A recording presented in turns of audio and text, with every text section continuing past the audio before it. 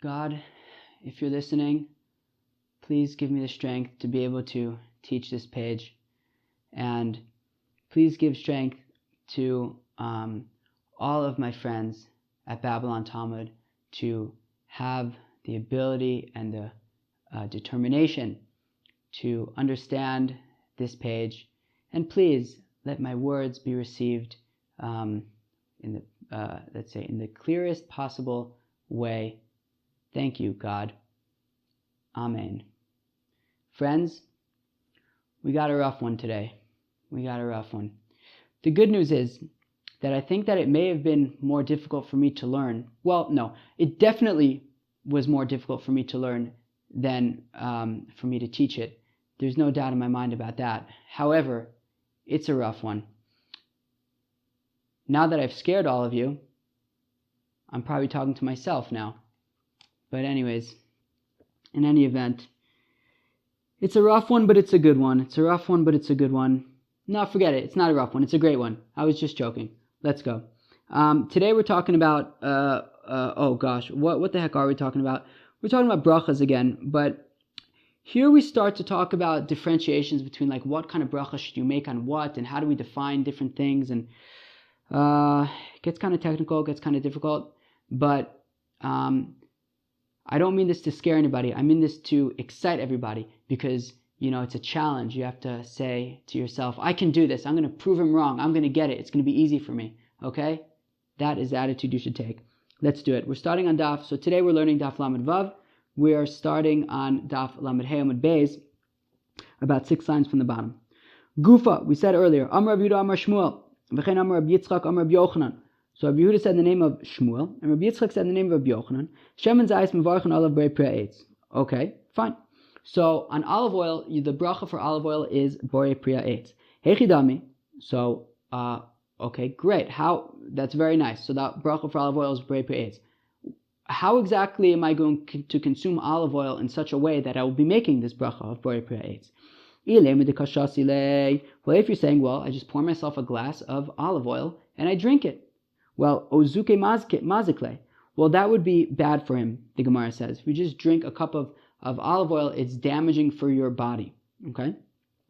The Tanya, as we learn in the Brayso, Ashosa shemen shel truma mishalim esakeren ve'enu mishalim esachomesh. That somebody who, basically, if you go to a Kohen's house, and you drink. So, generally, let's say a Kohen has like a bunch of apples of truma, right? Some guy had an apple orchard, went over to the Kohen's house, gave him a whole bunch of truma apples. Great. I go to the house and I accidentally eat his truma apples. So not only do I have to replace the apples that I ate, but I also need to add what's called a chomesh. A chomesh literally means a fifth, but the way that a fifth works in the Torah is it's actually really more of a quarter. So if you just think about, let's say, 100, let's say I owe somebody $100, whatever, and I have to add a fifth, I actually add a quarter, which is 25. So now what I give the person is 125. So from the total result of 125, how much now was the 25 that I gave him? It's 1/5 of the total result. So that's what a chomesh is in the Torah. So basically, if I accidentally eat the apples that belong, the truma apples that belong to the Kohen, so not only do I return, so let's say I ate 4 apples, so I would return 5 apples, right? And the one that I added is 1/5 of the 5 that I gave. Fine. Now, if somebody, however, eats, if he had olive oil and I, drank a cup of his olive oil, so I would just pay back the cup of olive oil that I drank. I wouldn't add a fifth to that. Hasach shemen shel truma mishalim esakeren u'mishalim es achomesh. Right? And if you, however, would take that same olive oil and instead of drinking it, you would rub it into your skin as like some kind of, skin oil. So then you would pay the keren, the principal amount plus the fifth. And Rashi says, "Ve'en mishalim chomesh." You wouldn't pay the chomesh when you drink it. Digabi chomesh achila ksiv ve'ish ki yochal kodesh b'shgaga prat lemazik. Right? That when it comes to paying the fifth, you have to be achila. You have to eat it. And if it's damaging for you, if it's bad for you, so then it's not considered achila, and therefore you would not have to pay the fifth. So you would pay back for what you took, which is the principal amount, but not the additional fifth. Fine. Now we see that drinking olive oil, therefore, is considered damaging, and you wouldn't make a bracha on it. Okay, fine. And zeu. So you're not going to make a bracha, because Rashi also says in the Dibra Maskal Ozuki Mazik, says ve'achalta, right? Ve'achalta v'savata ve'rachta, and then right, that's basically where we learn our brachos from. You have to eat it, okay? And if it's not achila, if it's damaging, so then you wouldn't make a bracha. Fine. So when we say that you would make a bracha on olive oil, it's not when you drink it, okay? So okay, so what if maybe you eat bread and you dip your bread into olive oil? Maybe then you would make a boy praetz on the olive oil. No, the Gemara says, Ihachi, if that's the case, havele pas ikar v'hu tafel.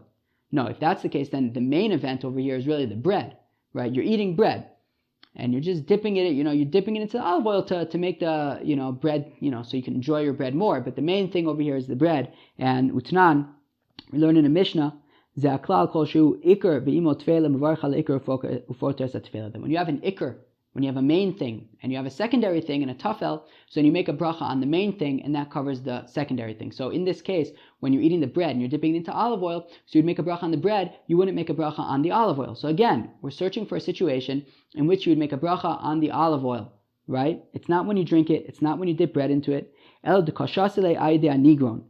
No, so rather it's talking about when you drink it in an anigron. Let's go on for a minute. To Amar Rabba Bar Shmuel, anigron mai de silka. And then achsigron, as the Gilyon changes it to, Maya dechulu shalke, right? And so anigron is epis. It sounds to me like some kind of a borscht, right? Some kind of a beet broth, okay? Although I guess borscht, I don't know if we have any, I'm probably ruining borscht for at least somebody over here, right? Right. This I don't see over here that there's cabbage or a bay leaf. But in any event, it sounds like I'm going to refer to it as some form of a borscht, and achsigron would be some kind of vegetable broth. So that seems to be the answer, right? That if you have epis a borscht and you put some olive oil in there, then you would say borei priya eitz on the olive oil. But the Gemara is the same kasha. Imkein havale anigron ikar v'shemen tafel. Well, then the borscht would be the main thing. You're just putting a little bit of olive oil in the borscht. You would make a bracha on the borscht, not on the olive oil. Utnan ze'aklal kol shu ikar v'imo tefela m'varach al ikar foter sa tefela. If you have ikar and tafel, you make a bracha on the ikar, and that covers the tafel. So I'm going to make a bracha on the borscht. What bracha would I make on the borscht? I don't know, either shahakol or ha'adama. You're going to realize, it works like this in Gemara sometimes.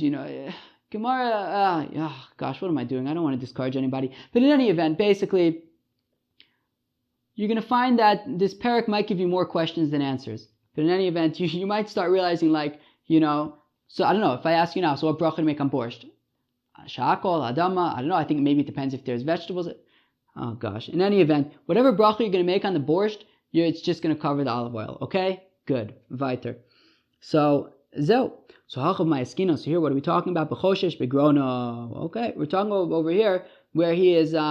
His throat is bothering him. Now, there's a Gemara in Eruvin that says chash begrono yasuk b'Torah, right? That the solution for a throat ache is just to learn Torah. Now, it's also the same solution for if you have a headache, or I think if you have any other kind of ache, just learn Torah. But in any event, I don't know. For whatever reason, he wanted to use a medication instead. So b'choshesh begrono. He's talking about where his throat was bothering him. So let's say somebody, it's Shabbos, and his throat is bothering him. So now he doesn't want to take, he shouldn't really just take olive oil and, let it, and like kind of let it chill in his throat. Either gargle it or somehow. Not just like drinking olive oil regularly. Basically taking olive oil and like putting it back in your throat to soothe your throat. So you shouldn't do that on Shabbos, because since you're clearly taking the olive oil and just leaving it in your throat, you're not just consuming it or the regular way. So it's clear that you're doing it as a medication. And the issue with medications on Shabbos is that if it's recognizable, so then the Chacham made a gzera not to do it, because they're concerned about if you use this medication, you might end up taking another medication that will require you to like grind up ingredients, and that would be a problem. So therefore, they say not to use any medications that are obvious that they are medications. So you shouldn't just take olive oil and kind of put it in your throat, leave it in your throat on Shabbos if you have a throat ache. What you can do is you can put lots of olive oil into some kind of a borscht, and then what you do is, you make it look like you're just eating borscht, but as you're eating it, you can also, leave it there in your throat for a little bit. Once already you're eating it, then nobody's going to tell you how to swallow it. And at that point, then you would say borei priya eitz, because the main thing there is the olive oil. Pshita. Well, obviously you'd make a borei priya eitz over there. Why does Rabbi Yochanan and Shmuel have to tell us that? Same ikar and tafel thing, right? If the olive oil is the ikar in this borscht, well then you're going to say borei priya eitz. So ma'odetema came to l'rfua kamachvin lo livrich ale klal. Kamashmalan came disle ano mine by bruche. Very interesting. So the Gemara says, well, I'd have a havamina to say that, well, since after all, my main purpose here is for medication, right? That I should feel better. As a what's it called? What's that called when you give people stuff that's good for them? Medicine. I guess that's the same thing as medication. Well, in any event, so medicine you don't normally make a bracha on, right? So since you don't make a bracha on medicine, I would think not to make a bracha on this particular borscht, because it's really the main idea here is as a medication. So therefore, I would think not to make a bracha. But the Gemara answers, Kevin the is hana'a minei by disle hana'a minei by bruche. Very interesting. Since he's getting hana'a from it, right? Since it's a medication that tastes good, so then he will make a bracha. Very, very interesting, because again, this is a theme that's going to come up with when it comes to brachos, right? Like if you're getting hana'a from it, so then you would make a bracha. Asur le'hanus min olam hazeh below bracha, right? Okay, fine. Kimcha dechite. Okay. Good luck, everybody. Flour, wheat flour. Okay, so basically you take wheat, you grind it up, you make it into flour. What bracha do you make on it? Rav Yehuda Amar borei pri adama. So Rav Yehuda says that the bracha you make is borei pri ha'adama. So now, if you would just take wheat and you would just eat wheat raw, you would say borei pri adama on it, okay? Now, when you grind it into flour, so Rav Yehuda says it's the same bracha, borei pri adama. Rav Nachman Amar shakol niyeh b'dvaro. Rav Nachman says no, when you take wheat and you grind it up into flour, you no longer say borei pri adama on it. At this point, you say shakol niyeh b'dvaro. Now, I have a letter over here which adds some good, important words. Rashi has these words, so I'm going to read them, okay? So if you don't have them, then just bear with me for a minute. Rav Yehuda Omer borei pri adama perahu v'afagav de'ishtini b'milsei kai. So Rav Yehuda says that you say borei pri adama on this flour, on the wheat flour, because it's still the fruit, and even though it changed, it still stays the same, right? So even though it was a wheat kernels, and now it is flour, it's still the same wheat, and just like on wheat, you would say borei pri adama, so also on flour, you would say borei pri adama. Rav Nachman Amar, shakol niyeh b'dvaro hol v'ishtini.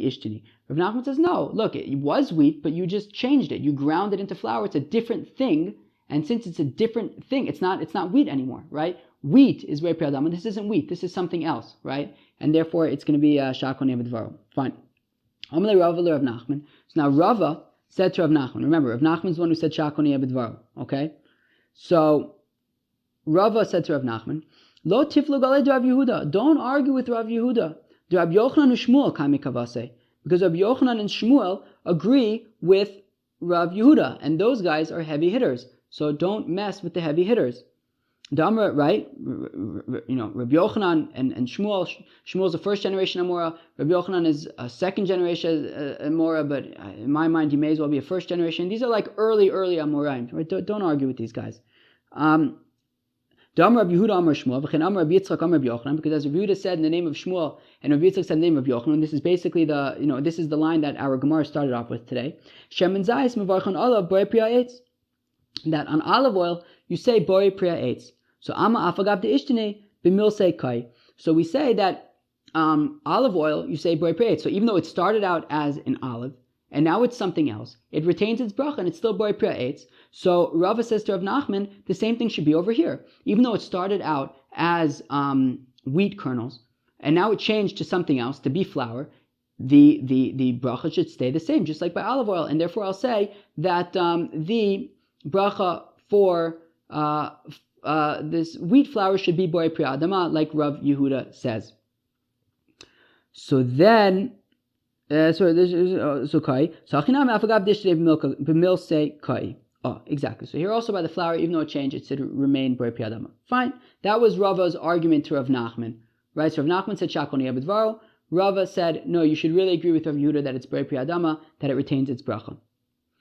But the Gemara says, "Mi dami, can you really equate olive oil, right? An olive turning into olive oil and a wheat kernel turning into flour?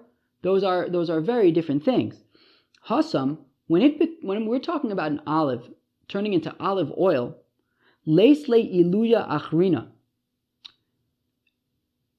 So how do you define le? So literally what it means is there is no better manifestation of an olive than that, okay? Now, the way that I understand Rashi, because Rashi is not clear, he's saying a lot of stuff, and each word of Rashi here is gold. I actually once heard somebody say that he once overheard like a very old Kollel student saying to a younger, maybe Kollel students or something, but basically somebody whose mamish been learning his entire life, and anyways, he said that with every Rishon, a Rishon is like Rashi's a Rishon, Tosfos, the Rashba, the Ran, the Rif, all these people are Rishonim, very early rabbis from like, I don't know, anywhere from like the 10th century to like the 15th century, okay? So any Rishon, every word is gold, but in Rashi, every letter is gold. Well, over here, I don't know, maybe every even space around the letter is gold. Whatever it is, every word in Rashi over here is like super important. So he's saying a lot of stuff in his short, concise way. But the way I understand this according to Rashi is that he says, "Ve'ikar apri lechach nita'u." The main reason why you plant a olive is to make it olive oil. So basically, even though it started off as an olive and went through some kind of process and now it's something else, but the something else that the olive is, i.e. the olive oil, is the main reason why the olive was planted in the first place, okay? Was to make this olive oil. So therefore it makes sense that it retains the bracha of borei pri ha'etz. Whereas hacha, over here by the wheat, isle iluya acharina b'pas, right? Here you took the wheat, it started off with wheat, you changed it into something else. This something else isn't really anything, it's something that then needs to be made into bread, which arguably is the main reason why the wheat was planted, is even why the wheat was planted in the first place. But this thing that we have now, this flour, is definitely not the main reason why the plant was planted. And all we have is something that isn't the fruit, it isn't wheat, and it also isn't the main thing why it was planted for, which is bread. It's just this other product. And it's not going to be borei pri adama, it's going to be shakol niyeh b'dvaro. That is the Gemara's argument to defend Rav Nachman's opinion that on wheat flour you would say shakol niyeh b'dvaro and not borei pri adama. Now, fact the Gemara, but the Gemara says, 1 second, but just because this flour, can be made into something else, can be made into bread, which is like a better manifestation of it. For that reason, we wouldn't say borei pri adama on wheat flour. The Amar Reb Zera, Amar Rav Masna, Amar Shmuel, Akra Chaya, that on raw gourd, okay, the kimcha desare, and on flour of barley, mivarchinan alayu shakol niyeh b'dvaro. The bracha is shakol niyeh b'dvaro. Okay, fine. So the barley flour, okay, I get it was barley, now it's flour, fine. Okay, it's shakol niyeh b'dvaro. The more interesting one for me, even though that's not so important for the Gemara, but the interesting one is that on raw gourd, you don't say borei pri adama, you say shakol niyeh b'dvaro. The same thing arguably is also for onions, right? Raw onion, you wouldn't say borei pri adama, you'd say shakol niyeh b'dvaro because it's not the normal way that it's eaten, okay, which is also very interesting, right? Derech achilaso, right? In order to make a bracha, you have to consume the food in the way that it's meant to be consumed, okay? Anyways, we have this statement by Shmuel, which is that on barley flour, you say shakol niyeh b'dvaro. So my lab, says the Gemara, what does this mean? Dechite borei pri adama. So the Gemara says that, no, what does this imply? That on barley flour, which is less significant, less chashuv, less important than wheat flour is more, chashuv, more important than barley flour. So if the Shmuel is saying that on barley flour you say shakol niyeh b'dvaro, the implication being, what bracha would you make on wheat flour? Borei pri adama, right? Right? So right? So my lab, dechite borei pri adama. So the Gemara says, lo, dechite nami shakol niyeh b'dvaro. No. Wheat flour is also shakol niyeh b'dvaro. Okay. Well then l'shmeina dechite v'chol shkein desaire. Well, if that's the case, that wheat flour is shakol niyeh b'dvaro, then why doesn't Shmuel tell us wheat flour, you say shakoni abedvaro, and then obviously if on wheat flour you're saying shakoni abedvaro, which is more chashuv than barley, then of course then on barley flour, which is less chashuv, you're going to say shakoni abedvaro, right? Right? Shakoni abedvaro is like less of a chashuv bracha than borei pri adam. Borei pri adam is more specific. Shakoni abedvaro is more generic, right? As we're going to learn that theoretically you could say shakoni abedvaro on anything, even though it's certainly not encouraged, but it's not a good thing, but you can. So why don't you just tell me that on wheat flour you say shakoni abedvaro, and then I know obviously barley flour you say shakoni abedvaro. So iashmin dechite hava amina hanimile dechite aval desari lo livrich ale klal. So the Gemara says no. Shmuel couldn't just say that on wheat flour it's shakoni abedvaro, and then I would automatically know barley flour is shakoni abedvaro, because you know what I would say if he told me that wheat flour is shakoni abedvaro. You know what I would say about barley flour? That I shouldn't make any bracha on it whatsoever. So Kamash Malan. So therefore, Shmuel is telling us that no. Actually, on barley flour, you say shakoni abedvaro. But also on wheat flour, you say shakoni abedvaro. Okay, fine. But the Gemara says, why would I really think that on barley flour, I wouldn't make any bracha at all? Umigara mimelach v'zamis? Is barley flour any worse than salt or brine, which is like some kind of a salt water? Right? The Tanya, as we learned, right? Or the Tanan. All right, Gildan changes it to the Tanya. Right? That on salt and on like some kind of a brine, you say the bracha of shakol ni'abedvaro. So if on melach and zamis you're saying shakol ni'abedvaro, why would I think that on barley flour I wouldn't say shakol ni'abedvaro? Right? No, and therefore, what's the kasha? The kasha is this. The kasha is really Shmuel should have told me, right? If in fact the bracha on wheat flour is shakol ni'abedvaro, well then Shmuel should have said that the bracha for wheat flour is shakol ni'abedvaro, and I would know that barley flour is also shakol ni'abedvaro, because if on salt and on brine you say shakol ni'abedvaro, right? You're going to make a bracha. Well then certainly on barley flour you're going to say a bracha, and the fact that Shmuel said that on barley flour you say shakol ni'abedvaro, that implies that on wheat flour, which is more chashuv, it should be really borei pri adama. It's a kasha on Rav Nachman. So the Gemara says, no, it's no kasha on Rav Nachman. It's drich. I actually do need Shmuel to tell me that on barley flour you say shakoni abedvaro, because I would have thought that you shouldn't make any bracha at all. Because sakadaite chamina melach v'zamis avid inish deshar lefume, that salt and some kind of a brine, theoretically a person could, he can eat it. Aval kimcha desaire ho v'kasha likokiane lo livrich ale klal. But no, I might think that barley flour can actually give you a stomachache. Because it can give you a stomachache, so then you shouldn't make a bracha whatsoever. So Kamash Malan came in this hana'a minei bai bruche. So therefore Shmuel is telling us that since you get hana'a from eating barley flour because it tastes so good, so then therefore you do have to make a bracha on it. And zeu. So Shmuel is saying that on barley flour you make a bracha, but the same thing would really be for wheat flour. Also you would say shakoni abedvaro. And it doesn't say wheat flour. Shmuel doesn't tell us about wheat flour, because if you would just say wheat flour, I would think that on barley flour you wouldn't make a bracha at all, because it'll give you a stomachache. So Shmuel is telling us that on barley flour you say shakoni abedvaro, but the same thing would be for wheat flour. Also you would say shakoni abedvaro.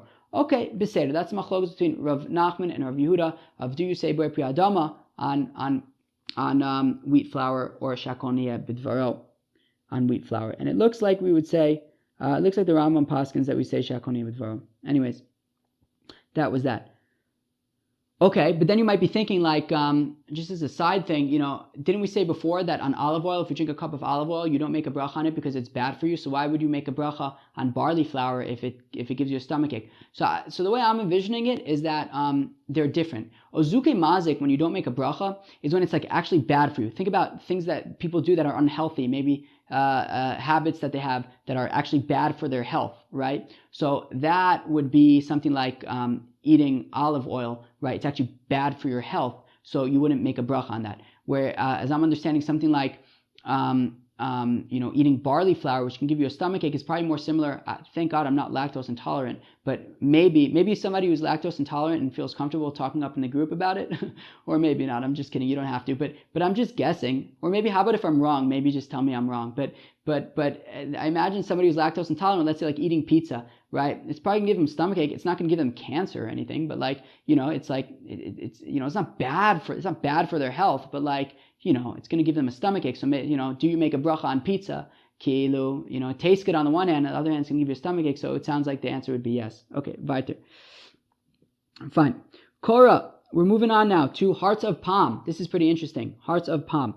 Rav Yehuda Amar Brei Pri Adama. So Rav Yehuda says that you would make a bracha you would make a Brei Pri Adama on hearts of palm. So what is hearts of palm? Hearts of palm is basically, as a palm tree grows, it grows these like shoots. They're like branches that come off of it. And actually, the first year, the branch is very soft and you eat it. And that's the hearts of palm that we eat. It's these actual, these soft branches. Okay. And then, if you leave it, then it actually gets hard and then you can no longer eat it. Right. So these branches of the palm tree, these hearts of palm that are edible. So, Rav Yehuda Amar Brei Pri Adama. So he says the Berachos Brei Pri Adama. Shmuel Amar Shakol Niyeh B'dvaro. Shmuel says that, and Shmuel was Rav Yehuda's Rebbe. Shmuel says that the bracha you make on hearts of palm is Shakol Niyeh B'dvaro. Rav Yehuda Amar Brei Pri Adama Peru. Rav Yehuda says that you say Brei Pri Adama because it's a fruit, and since it's a fruit, you say Brei Pri Adama.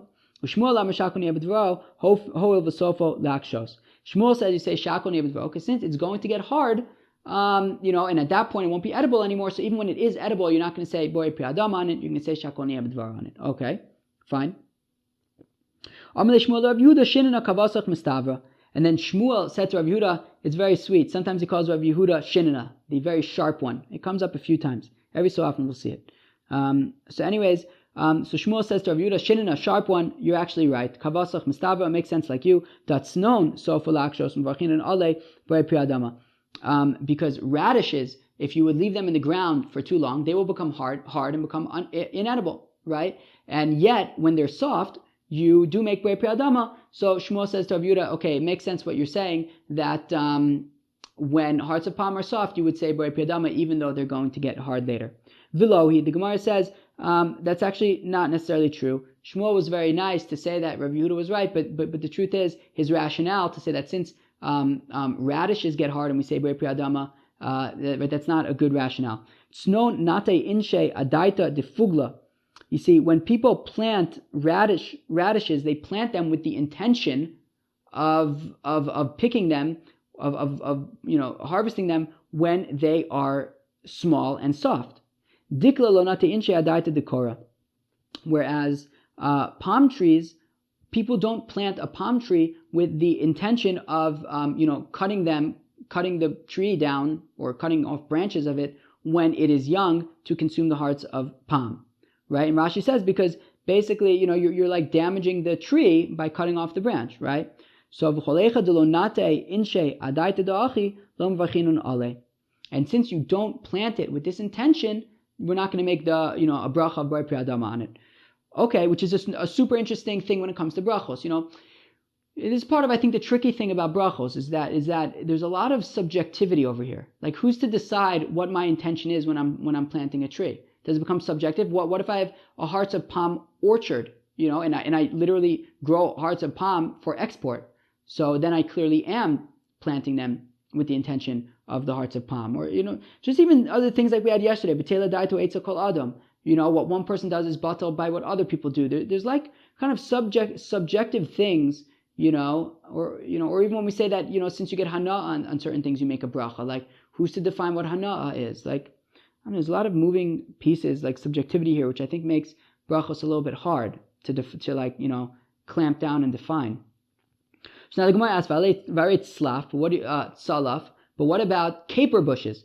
Here's the thing, we're about to talk about caper bushes for a while now, okay? So get into caper zone. So caper bushes basically have 4 edible components to them, okay? So they have what's called the evyonos and the kafrisin, which are these berries and these shells around the berries. Those are edible. And then they have these leaves, and then they have these like fronds or something that like grow on the leaves. I'm almost imagining them kind of like when you leave out a potato and it starts to grow like things on them. So maybe there are these like fronds that like grow on the leaves or something. But either way, both of those things are like edible. So there are 4 edible parts of the caper bush. So now the tzalaf, the nate insha adaita de parcha. So now the Gemara says that when you plant a caper bush, you plant it with the intention of eating the berries, eating the fruits. Utanan, and yet we have a Mishnah that says amine nitzpa, on a caper bush, ala alan vala tamaros omer boi pri adama, on the leaves and on these fronds you would say boi pri adama, vala avionos vala kafrisin omer boi pri eitz, and on the berries and their shells you say boi pri eitz. So now here's the thing. So if you only make a bracha on something that you intended when you planted it, well, when you plant the caper bush, you're only intending for the fruit, and yet we're saying that on all 3 other things as well, you would make a bracha on. So Rav Nachman bar Yitzchak, tzalaf nate inche adaita deshusa. No, that's not true. So says Rav Nachman bar Yitzchak, when you plant a caper bush, you actually do plant it for, all of these things, which is interesting. Again, it's subjective. We just wanted to say that people don't plant a caper bush for all these other things. Rav Nachman bar Yitzchak says you do. Okay, Seder. Dikta lo nate inche adaita dekora. Right? When it comes to a palm tree, people don't plant it for the hearts of palm. But again, who's to say? I don't know. Even though Shmuel praised Rabbi Yehuda that that he was correct to be saying boi pri adama on hearts of palm, the halacha is actually like Shmuel that we say shakoni avidvaro, probably because the assumption is that you don't plant a caper bush with the intention that you don't plant the hearts of palm tree with the intention of the hearts of palm. Okay. Amar Rabbi Yehuda Amar Rab. Tzlaf shel tzalaf, I think, shel orla. Okay, so if you have, remember orla, right? When did we learn about orla? It was yesterday. Yeah, by Netaravai, right? So orla, of course, is that the first 3 years of a tree, you do not consume the fruit, okay? So tzalaf, this fruit, this tree that produces 4 fruits. So tzalaf shel orla, so the first 3 years of a caper bush, b'chutz la'aretz, so outside of Israel, zorek es avionos, so you're not allowed to eat the berries, but you are allowed to eat the shells that grow around the berries. Okay, so basically orla applies to the berries.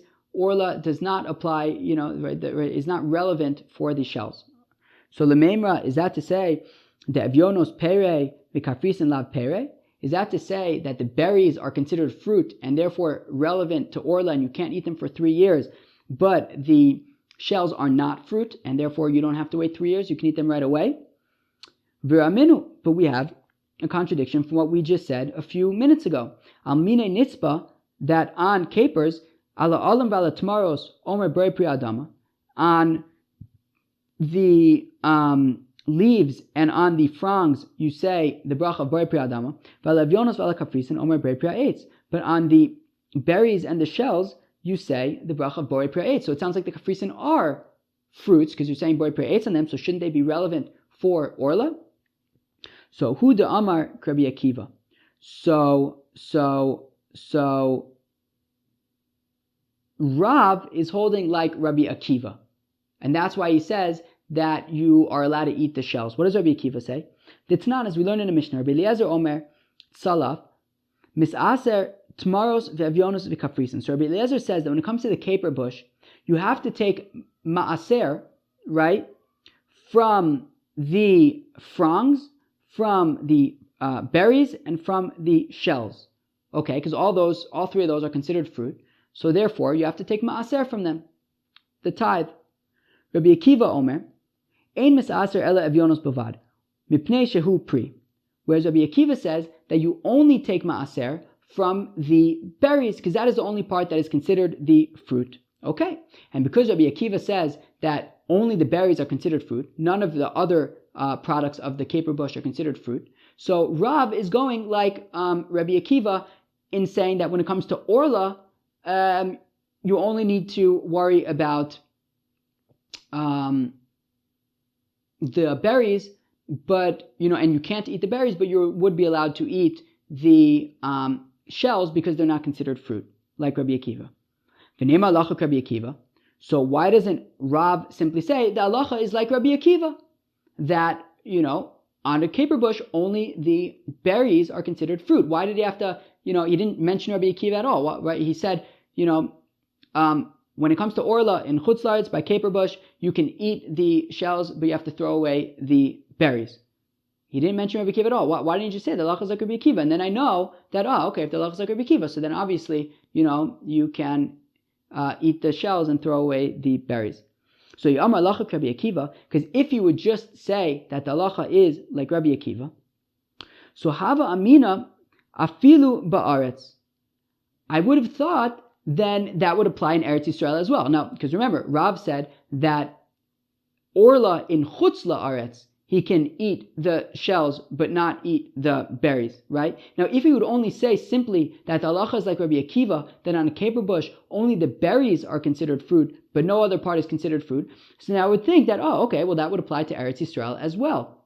That even in Eretz Yisrael, I could eat the kafrisin, I could eat the shells. So Kamash Malan, so what Rav is teaching us is that Kol HaMekel Ba'aretz Halacha K'moso B'chutz La'aretz Ava Ba'aretz Lo. So what Rav is teaching us is that whenever you have a machlokes so when it comes to orla, when you have this machlokes between Rabbi Eliezer and Rabbi Akiva, Rabbi Eliezer is being more machmir in saying that, ma'aser, not orla, ma'aser, right? Remember, it's a little bit confusing because we're talking about ma'aser and orla. Rabbi Eliezer, this machlokes between Rabbi Eliezer and Rabbi Akiva is regarding ma'aser, okay?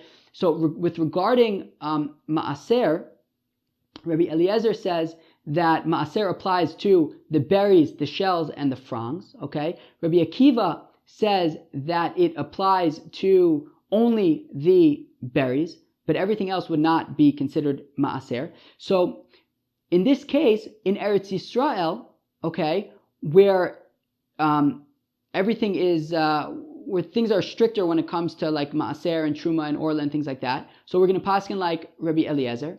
But in Chutz La'aretz, where everything is only midrabanan, so then we're going to paskin like the more mekil opinion, which is Rabbi Eliezer, which is Rabbi Akiva. So what Rav is teaching us is that when you have a more strict opinion and a more lenient opinion, so in Eretz Yisrael we paskin like the more strict opinion, but in Chutz La'aretz we paskin like the more lenient opinion, which is why he's saying that when it comes to orla in Chutz La'aretz, you are allowed to eat the shells. You just throw away the berries because we paskin in Chutz La'aretz like Rabbi Akiva. So why doesn't he just say that the halacha is like Rabbi Akiva in Chutz La'aretz, right? Meaning, why does he have to say that when it comes to orla in Chutz La'aretz, you can eat the shells and throw away the berries? Why don't you say that the halacha is like Rabbi Akiva, who says that by ma'aser, only the berries are chayiv in ma'aser? So why don't you say that the halacha is like Rabbi Akiva in Chutz La'aretz? Because whenever you have machlokes, and you have a more strict opinion, a more lenient opinion, you go like the more lenient opinion in Chutz La'aretz. So the Gemara says we couldn't do that because Iyamar Hachi, if we would say like this, Hava Amina Hanemile Gabi Ma'aser Ilan Debaretz Gufa Midrabanan. So if we would just say that the halacha is like Rabbi Akiva, in Chutz La'aretz, so I would say, yeah, but Rabbi Akiva is only talking about Ma'aser. And Ma'aser, even in Eretz Yisrael, when it comes to fruits, Ma'aser is only midrabanan, because, as Rashi says, Shatorah lo chayva la'aser ela dagan tirosh b'yitzvar, because mida oraisa you're only chayv to take ma'aser from grain, grapes, and olives. Okay, so a caper would only be chayav in ma'aser midrabanan, and therefore, if we say that the halacha is like Rabbi Akiva in Chutz La'aretz, I'll say that is only regarding ma'aser, which is what he's talking about after all, right? Because even in Israel, ma'aser for capers, let's say, is only for capers is only midrabanan. So therefore, in Chutz La'aretz you can go like him as well. Aval gabi orla debaretz midaretz midaoraisa ema bechutz la'aretz nami nigzor kamash malan. However, regarding orla, which in Eretz Yisrael is midaoraisa for caper trees because it applies to any fruit, so I would say that in Chutz La'aretz we wouldn't necessarily go by the more lenient opinion. We would go like Rabbi Eliezer's opinion and say that orla would apply to the berries and to the shells and to the fronds. So therefore, Rav needed to tell me that when it comes to orla, we can paskin like Rabbi Akiva and tell me that only the berries are chayiv in orla, but all the other parts of the caper bush are not. Okay, fine. In order to understand this next part of the Gemara, we have to understand a few things, okay? There's something called kil'ei akerim. This gets involved in kil'ayim.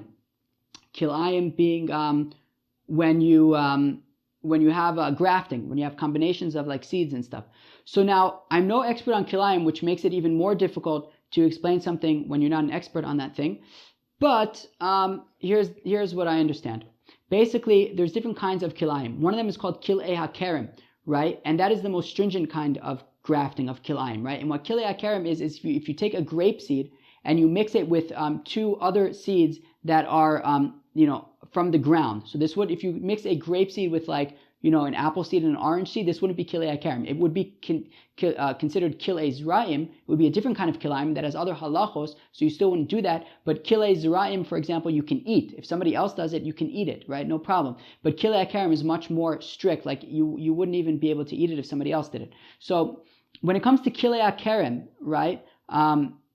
So mixing a grape seed with two other ha'adama seeds, so then that so that only is grapes with like other types of things that you'd make berei pri ha'adama on them, not berei pri ha'etz on them. But if you mix it with like other seeds, like an apple seed and an orange seed, even just those two together, that would be kilei zraim. One more thing is that when you have a suffix of orla in chutz la'aretz, it's mutter, but in Eretz Yisrael it's not. So let's say you have a bush and you're not sure if it's within its first 3 years or not. So in chutz la'aretz it would be okay, you'd be able to consume it. In Eretz Yisrael you would not be able to consume it. Okay? Fine.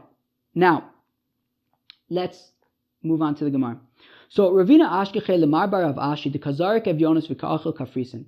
So Ravina found that Mar Barav Ashi they were in chutz la'aretz, they were in Bavel, and he had some caper bush, and it was orla. So what was he doing? He was throwing away the berries, and he was eating the shells, right? Just as seemingly you should be doing, right? So Amarle Maidaitech Rabbi Akiva Demekil. So Ravina said to him, why are you throwing away the berries and eating the shells? Mistama, it sounds like you're passing like Rabbi Akiva, who says that the berries are considered fruit, no other part of the capers are considered fruit. V'la'avid mar kibeis Shammai de mekilei tvei. Well, Mar Barav Ashi, why don't you just do like Beis Shammai, who's even more mekil than Rabbi Akiva? Really? More mekil than Rabbi Akiva? The Tanan, as we learned in a Mishnah, Salaf, when it comes to the caper bush, Beis Shammai omrim kilayim bekerem. Oh, so Beis Shammai says that they are relevant to kilayim bekerem. So if you basically mix a grape seed with caper bush seeds, so then it will be kilayim bekerem, and that's a problem. Beis Hillel omrim ein kilayim bekerem, and Beis Hillel says that there is no kilayim bekerem by this caper bush, because so the difference between Beis Shammai and Beis Hillel is Beis Shammai says that it would sound like Beis Shammai saying that they hold that a caper bush is considered berei pri ha'adama, a vegetable, and therefore kilayim bekerem is when you mix grape seed with two vegetable seeds, whereas Beis Hillel says that they are fruit, and because they're fruit, it wouldn't be kilayim bekerem. It would probably be kilei zraim, but it wouldn't be kilayim bekerem. Now, elu va'elu modim shechayv be'orla. Yet both Beis Shammai and Beis Hillel agree that caper bushes would be chayav in orla. Now that doesn't make sense, right? The Gemara is going to say hagufa kasha. It doesn't make any sense. On the one end, you said Amar Tzalav Beis Shammai omrim kilayim bekerem Amar min yereku. So on the one end, you said that Beis Shammai say that there is kilei hakerem by a caper bush, which means that they are borei pri ha'adama, right? They're a type of vegetable, and therefore kilei hakerem applies. But then you said that both Beis Shammai and Beis Hillel agree that orla is relevant to caper bushes, ama min ilanu, which means that it is a type of tree, because orla is only by trees, it's not by vegetables. So halo kasha, it's no problem. Here's how you answer it: that Beis Shammai sapuke misapkalu. Beis Shammai don't know what to make of a caper bush. They're confused. They don't know what to do with this weird bush. So therefore they just go stringent everywhere because they don't know, right? As we've learned in other places, right? It says, right, kocha de atera adif. It says more about your expertise when you could say that something is mutar, right? To say that something is asur, you can do even when you don't know what's going on, right? So basically, Beis Shammai doesn't know what's going on with these caper bushes, so they just always go lechumra and say it's always asur. So they say you have to be concerned about kilei hakerem because maybe it's a vegetable. You have to also be concerned about orla because maybe it's a fruit. But what do we see? Mikol makom leBeis Shammai havale safek orla Have Safek Orla, right? So Ravina then, finishes his question to Mar Bar Rashi by saying, so we see that according to Beis Shammai, they don't know if a caper is a fruit or a vegetable, which means they are besafek. They're uncertain about if it should be chayev in orla or not, because if it's a vegetable, it's not. If it's a fruit, then it is. So therefore, it's a suffix of orla. And we are here in Bavel, and we know that suffix orla in Bavel is going to be mutter. Right? Utanan, we learn in the Mishnah, suffix orla be'eretz Yisrael aser, that when you have a suffix of orla in Israel, it's forbidden. Uvisuriya mutar, right? And in Syria is basically Syria, right? It's a part of Israel that was captured by David. There it's mutar. V'chutz la'aretz yored v'lokeach v'vad shelo yi'enu loked. And in chutz la'aretz you're allowed to basically go and consume suffix orla as long as nobody sees you consuming it, which is weird. Why should that matter? But anyways, let's move on. So why was Mar Bar Ashi doing like Rabbi Akiva and throwing away the fruits, right? Throwing away the berries? Why don't we just say like Beis Shammai and say that, well, the whole entire bush is a suffix, and therefore it's suffix orla in chutz la'aretz, and you can just eat all of it, even the berries. So the Gemara answers, Rabbi Akiva b'makom Rabbi Eliezer Abdinan Kavasa Beis Shammai b'makom Beis Hillel Eina Mishnah. No, when it comes to Rabbi Akiva and Rabbi Eliezer, so we can do like Rabbi Akiva, right? We'll go like the more makel opinion in chutz la'aretz, fine.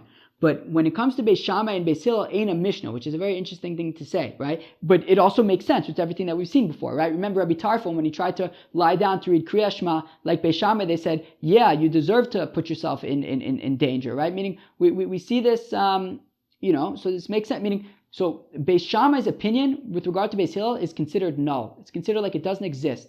It's not a Mishnah, right? Because we don't paskin like Beis Shammai, we paskin like Beis Hillel. Always, and that's that. So that's why he was throwing away the berries but consuming the shells like Beis Hillel.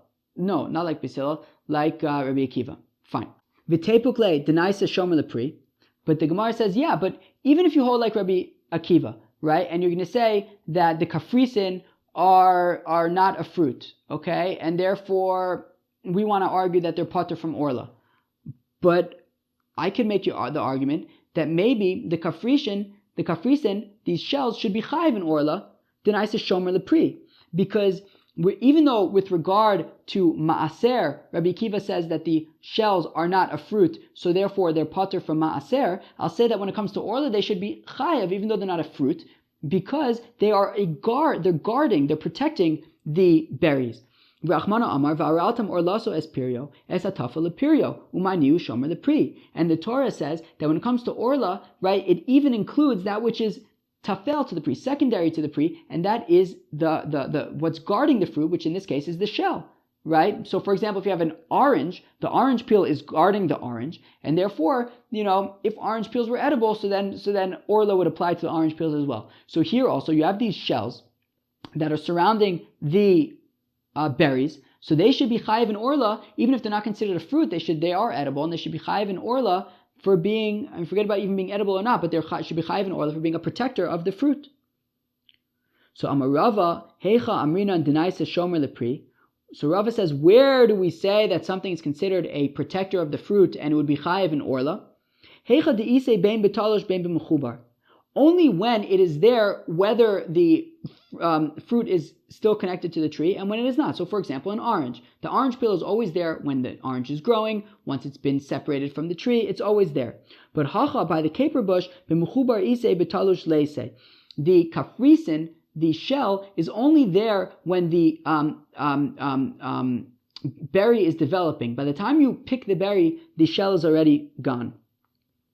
Fine, therefore it's not a shomer lepri, and therefore it's not shayach to orla, and you can eat it.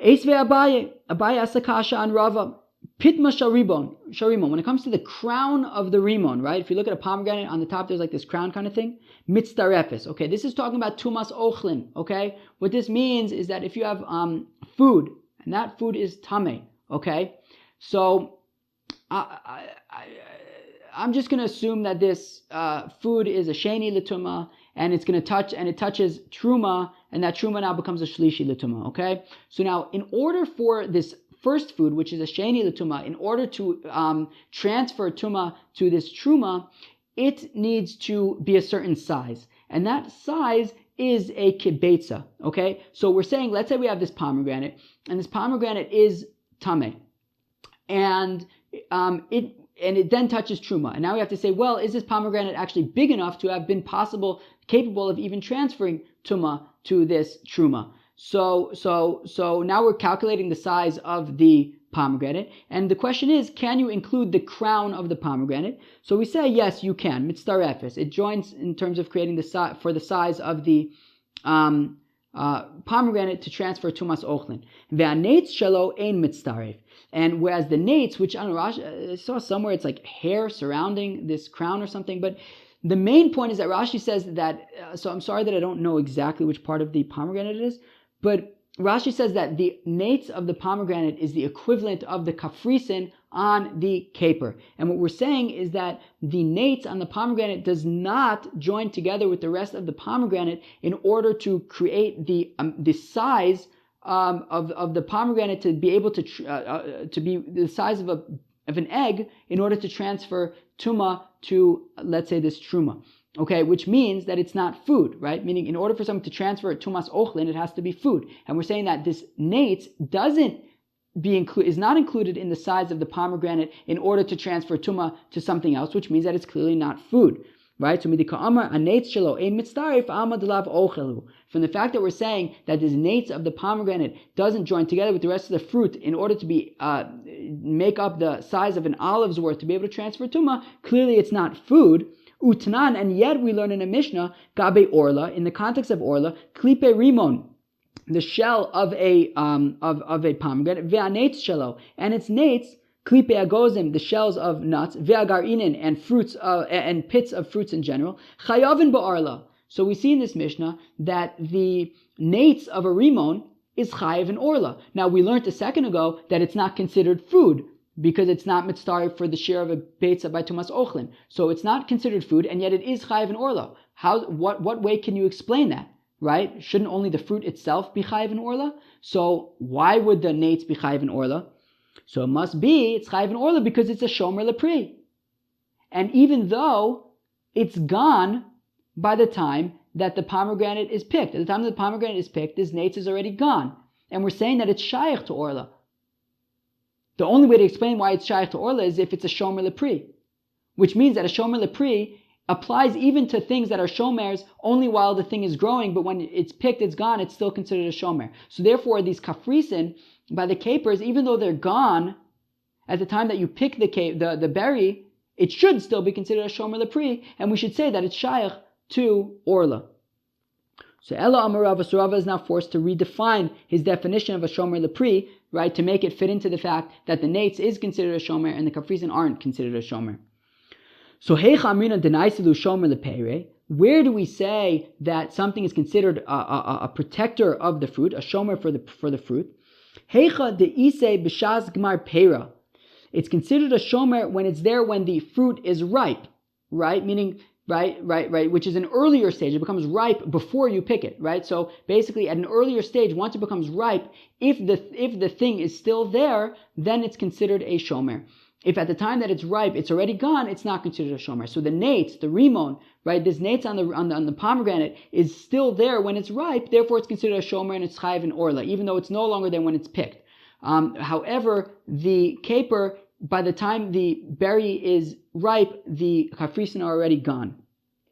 Right, so heicha deise b'shaz gemar pera. Hi kafris, but by the kafrisin of the caper, leise b'shaz gemar pera, it's already gone by the time that the fruit is ripe, that the berry is ripe. Ini, is this really true? Is this really how we define a shomer lepri? Ve'amar Rav Nachman Rabba Baravua, but Rav Nachman said the name of Rabba Baravua. Hane maschale de orla. Okay, now maschale are these things on dates. Okay. Now it's like basically the equivalent of the kafrisin on the caper, these shells on the caper berry. So there are these maschale, which are these kind of protective layer on a date. Okay, and it's there when the date is very young, and then it goes away. And Rav Nachman is saying that hani maschale de orla, these protective things on these dates, when it comes to orla, asire, ho v'naisu shomer lepere. Since they're a shomer lepri, so these maschale of these dates are considered a shomer lepri, and therefore they're shaykh to orla and they're forbidden. V'shomer lepere emas have bekufra. And when are these maschale by the dates considered a shomer lepri? Only when the date is very young, before it's even ripe. V'kakari le shomer lepere. And it's still calling it a shomer lepere and saying that it is shaykh to orla and that it is aser. So therefore I should say that the kafrisin by the caper should also be shaykh to orla, just like these maschale are shaykh to orla by these dates.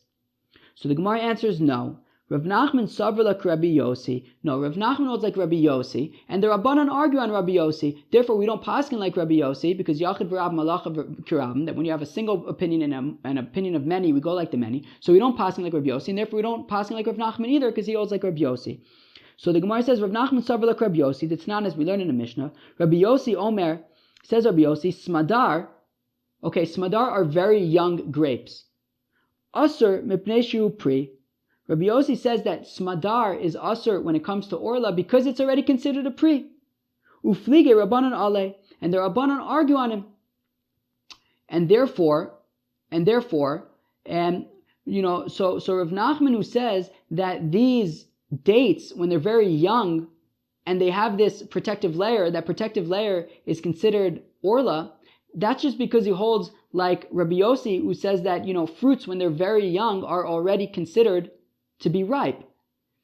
And therefore Rav Nachman says that since this protective layer, these maschale by the dates, are still there when they're ripe at this very young ripening stage of Rabbi Yossi, therefore he considers them to be orla. But the Rabbanan argue and they say that these smadar, these very young grapes, are not shaykh to orla, and therefore Rav says that the Gemara says that we're going to say that these we hold like the Rabbanan, and therefore these capers are only going to be considered ripe at a later stage than Rav Nachman and Rabbi Yossi would say, and at that point the kafrisin are already gone, and therefore they're not a shomer the pri.